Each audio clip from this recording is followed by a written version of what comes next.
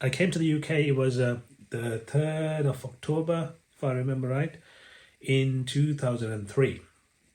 That's when I came to the UK for the first time. Kishore helped me a lot, Kishore Peter. He took us to one of his friend's places, and it was an underground masonite. And I was there for a couple of days. I was so cold, freezing, and I was not used to this kind of weather. And the struggle started. I only had, if I remember right, 700 or 900 sterling, 900 pounds with me for everything. And once I came, I had to pay for certain expenses, like accommodation to the places that I was staying. And he found me a place where I could get food as well. So it was a Sri Lankan family house, and I got a room in that place. I was initially I was living together with another guy. So in the same room, we were sharing this room. We had two beds, and that's how we stayed in that room. And I didn't have money, and the pressure was building. Every single day, I was the first couple of weeks. I think I was struggling to so hard to find a job, and Sri Lankan people in the UK don't help you. They will just try to see how you struggle, and they enjoy that for some reason. I don't know why, but that's what I saw. And I was looking for jobs. We were going from one place to another. The best places were like the KFCs, the McDonald's, the shopping centers, or the Asda, the Tesco's. So I applied for every single thing, and you had to wait. It's a long waiting game, and students like us, they weren't too bothered to take us because we couldn't work full time, and it was getting tighter and tighter, and I was struggling so hard, and I was under so much pressure. I had to go to school, so every single time you go to school, you had to pay for the bus, you had to pay the university fees, and you had to pay for the food outside, and I wasn't used to junk food eating from outside. I was used to eating rice and curry most of the time, and it was a big struggle. But I thought I will somehow find a job, and I can't remember where I found this, but I saw an advertisement.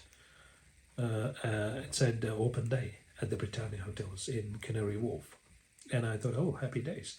This is hotels. I was probably looking for hotel jobs because I had experience. That's what I had experience doing, and I was more comfortable in doing hotel work other than other jobs. So I thought, oh, I'll give it a go. I went in there.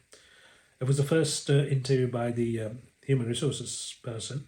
They asked me two questions, and if you said no to any of the questions, you would be automatically disqualified. So the first question was, do you have an NI number, a national insurance number? I said yes. And the second question was, do you have a bank account? I said yes. But actually, I didn't have neither.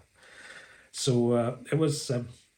We were told that if someone asks about the national insurance number, you just say yes. I have a temporary number given, and you just make it up saying TN, and with your date of birth, and M ending with M for male. And if it was a female, it's a TN and your date of birth ending with a F. And back then, probably they gave a temporary number until you got a number. I didn't know about if they really gave that, but I said yes, and they didn't check anything. That was good. I didn't have a bank account because in the UK back then, for you to have a bank account, you need to have a job. For you to have a job, you need to have a bank account. So it wasn't really possible.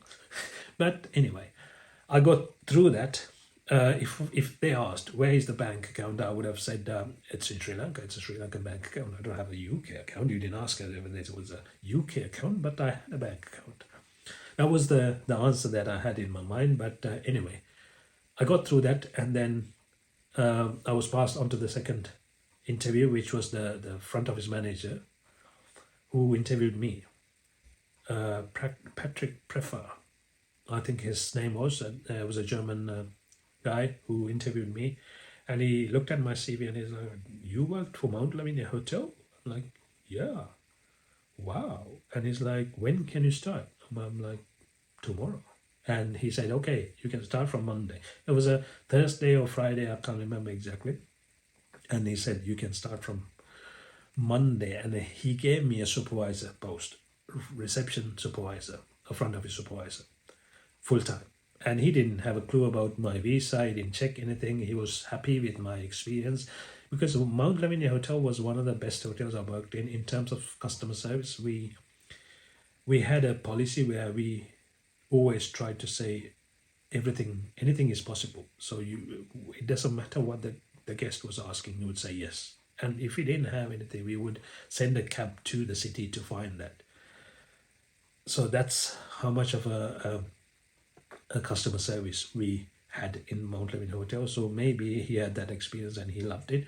And I started working at Britannia Hotels, and it was a full-time job, and it was a supervisory job, which was illegal at the time because I could only work 20 hours per week.